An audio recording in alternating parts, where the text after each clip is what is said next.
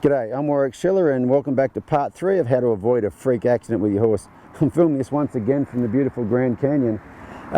So recently I was in England and I had someone say to me, my horse is an idiot. And I said, well, why would you say that? And she said, well, you know, I'll go out for a trail ride. They call it hacking out in England. And she said, I'll be riding along and a rabbit will come out and my horse will see it and not really do anything. And then we'll be riding on a little further and another rabbit will come out and my horse will see it and not really do anything. And another rabbit will come out and my horse will see it and not really do anything. And we keep going along and along and rabbits jump out all the time and it's no big deal. My horse doesn't do anything. And then about the 13th rabbit jumps out.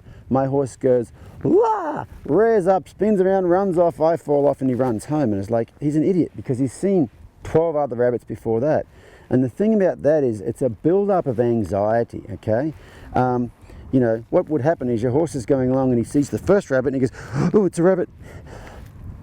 But he doesn't let it go. He hangs on to it and goes a little further and he sees another rabbit and he hangs on to it. But he can control that and he can control on 3 rabbits, he can control 4 rabbits, and he gets up to 12 rabbits and he can control it, but he's still kind of tense. And then the 13th rabbit jumps out and he loses his mind, okay? And so I'm really big on at clinics teaching horses how to empty out their rabbits. And it's just like people with their, you know, any anxiety they have. I've talked before about my wife and her anxiety and how she learnt this cognitive behavior therapy technique where she would practice getting herself up, which means getting herself a few rabbits and then getting herself down and then giving herself a few rabbits and getting herself down. And it's exactly the same thing. And what it's all about, it's heading off anxiety before it gets out of control. You know, when my wife has a panic attack, they used to control her because it would escalate to 13 rabbits worth of a panic attack before she even think about it. Now she's done that cognitive behavior therapy technique, and what happens is she starts to go into a panic attack, and she gets about 3 rabbits worth, and she can get rid of those rabbits. She can get down to no rabbits. And so, you know, that's really what I would like people to be able to do with their horses, is have those horses to where they can mentally control themselves. And the reason I'm talking about this here at the Grand Canyon is this is a very big hole, a very, very big hole.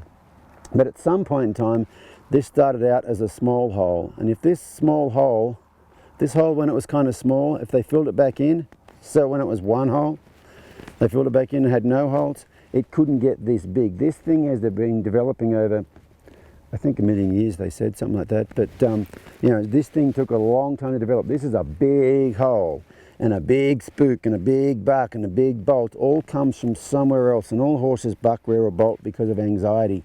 And so if you can learn how to control your horse's anxiety, teach them how to remove anxiety themselves. And how you do that is you actually do things with them that make them a little anxious and get them back down, and teach them how to get up and get down, just like my wife's cognitive behavior therapy.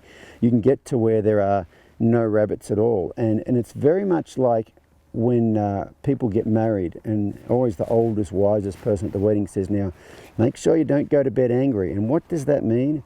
What it means is if you and your spouse have an argument through the day and develop 3 or 4 rabbits, before you go to bed, get rid of those 3 or 4 rabbits, and the next day, guess what? You start with 0 rabbits, and you start out the next day, and off you go again. And if you might develop 10 rabbits that day, and if you get rid of all those rabbits before you go to bed, the next day you stay out at 0. But I'm sure anybody that's watching this that's, you know, has a spouse of some sort, at some point in time you've had an argument over 1 rabbit. A big argument over something very little that didn't really need arguing over, but you had 12 rabbits built up before that. You can get rid of the rabbits. You went to bed angry at some point in time. And so that, for me, in my training, I'm very, very big on that.